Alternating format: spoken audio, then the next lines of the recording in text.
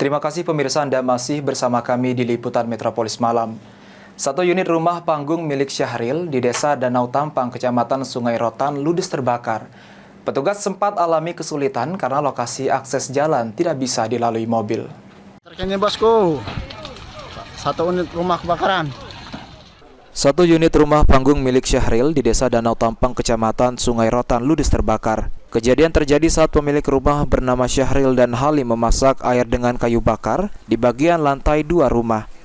Karena ditinggalkan, kayu bakar menyambar lantai rumah yang bermaterial kayu hingga langsung membesar. Komandan Pos Damkar Kecamatan Sungai Rotan, Dendi Wiratama mengatakan, petugas sempat mengalami kesulitan lantaran lokasi rumah yang terbakar berada di seberang sungai.